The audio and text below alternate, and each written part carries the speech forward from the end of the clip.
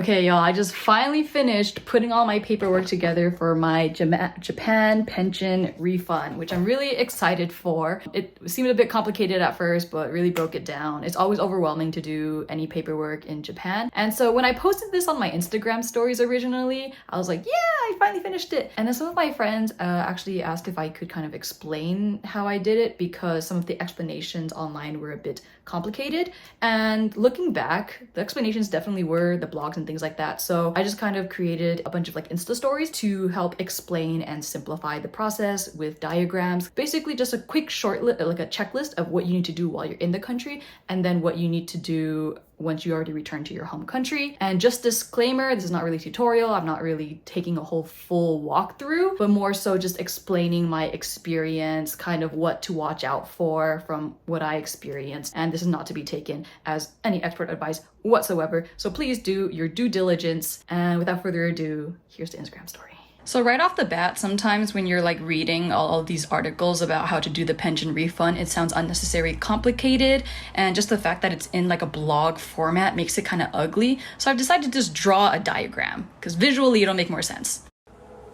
Here on the sagajet.com website, they created like a diagram, which kind of helps. It actually does take you step by step, but you don't know why you're kind of doing these steps because it's in a very linear fashion. So instead, I've decided to create this diagram, and we need to figure out, if you can figure out why you're doing some things, like everything else makes sense and is a lot more simple than you think. So really, we have two goals, right? We have actually a goal to get the Japanese pension refund, and then we also have a separate goal to get a refund on the 20% flat tax placed on the lump sum withdrawal payment of the Japanese pension refund. So you're not just getting a refund on the pension, you're also getting a refund on the taxes you paid on the pension, like pulling out the money. So you want to get refund on two of these things. Those are two different processes that require two different things. So the reason why you are assigning a national tax agent representative while you're still in Japan is just so that you can get that tax refund. Versus for number two, the reason you need to submit a move out notice at your local city hall while you're still in Japan is because in the form for your pension refund, which I have right here, there is a requirement of documents verifying that you no longer have an address in Japan. One of which is you could either have a deleted residence record, or this asterisk sign here says that if you submitted the moving out notification to the municipality of your residence before leaving Japan, we can confirm that you do not have an address in Japan from the deleted information in your residence card.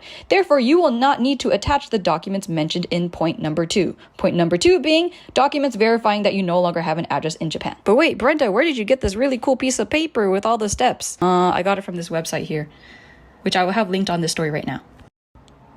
Okay, so now we know that step number one is really just for this part, and step number two of whatever you need to do while you're in Japan here is for this part. Now that we got that out of the way, let's just go step by step how to do each of these things. Okay, step one to assign a tax agent is both easy and strangely confusing, and also has to do with people relations. So let's get to it. First off, you want to go to this website, which I will have linked onto this Insta story, and in it, you can translate it to English. After you translate to English, scroll down, click on this link that says Income Tax Consumption Tax Administration Notification for Submission and Request. You'll see this form. Fill out this form to the best of your ability. Yes, everything is in Japanese, so just translate it.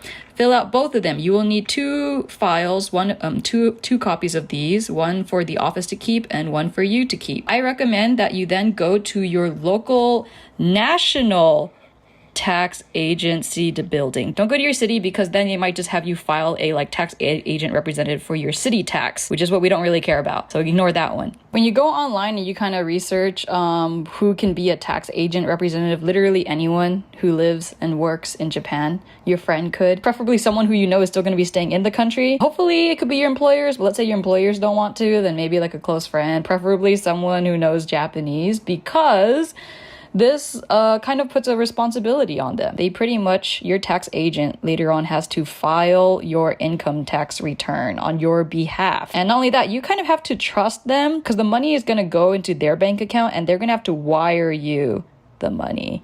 Yeah, that's for this part. So just keep those things in mind. I asked a friend, thank you friend, I love you. Just keep those things in mind when you're assigning a tax representative and just put their information into the form. Then you go to the national tax whatever office, district, national district office. Okay, at that office, there sometimes you have to like take a ticket for different services you need, but then you don't understand anything, so you just kind of act like you really don't understand anything because it's true. And you either take a random ticket, have them call your number, and then just give them this piece of form and be like, hey, help please, I want to turn this in. Or you can, you know, if you're like in a less busy place, you live in a less busy place, then just literally go up to them and just give them this form and they'll know what to do, especially if they know that you can't speak Japanese. You just really turn it in, honestly. They just stamp it and everything, give you a copy, and then you're good to go, and then you leave. And then yay, you assigned your national tax representative. You finished this step. Woohoo!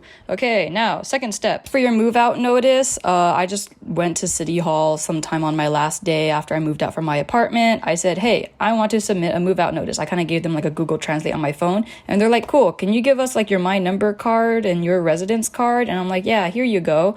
And they're like, oh yeah, and fill out this form. So I just fill out this form like la-di-da-di-da. Fill out the form, gave them my IDs, and then they're like, okay, you're good to go. And I'm like, great, thanks. They might try to like keep your My Number card or your Zaidu card, or not your Zaidu card, but maybe your My Number card, because they're like, oh, you won't need it anymore because you don't live here. And I'm like, you're leaving the country. And I'm like, sumimasen, can I just keep it just in case I might need to do some paperwork later for my taxes later that I don't know about? And they're like, that's a good point. Okay, here you go. And so I got to keep my Number card and, you know, yeah, my residence card. So good to go.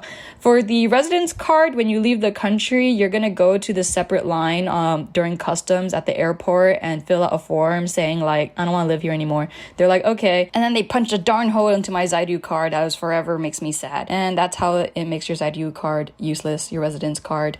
Okay, next. So you did these two things. Hooray! You finished your stuff that you need to do in Japan. Now you have fun. Now you move out like woo, woo, woo, woo. Okay, now you're back at home and you're like, holy shit, I'm back in my old town. And now you got to fill out this pension refund form, which is really on this website here. Let me click on it, which I will link as well. It's kind of what I just showed you earlier. It's the same thing. But it has this form. This is what your form is look like that you're going to be spending your time filling out, which really just requires your information, your personal information, your current address, and then your banking information so that they can directly deposit your pension refund.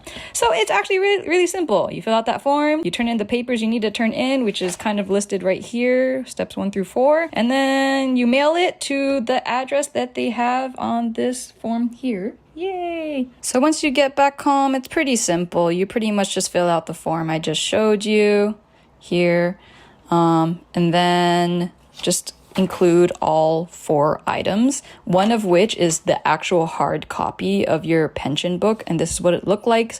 Your employer should give it to you, but if they don't really do their due diligence, which sometimes my employers did, then you should really ask them for it. And once you mail your application, you should be able to receive this pension refund into your direct bank account in your home country within 4 to 6 months. Yay! We've got most of our money back. Now, if you want to get more money back. Yeah, more money, because you know who doesn't like more money. You're gonna have to do this little annoying part here, which is that you're gonna get this whatchamacallit, this notice of lump sum withdrawal payment arrival from the Japan Pension Service. You're gonna get that. You're gonna need to send the original to your tax representative in Japan. Your tax representative is gonna have to do the tax return at the local tax office, and then they're gonna eventually receive the money in their bank account. And then you're just gonna have to ask them like, yo bro, can you help me send me this money to my account in the US or wherever? And he's gonna be like, if he's your real homie, be like, yeah bruh, for sure. And then you get all of it together. Yay! And you should have received thousands of dollars back. Bada boom, bada bing, you're done.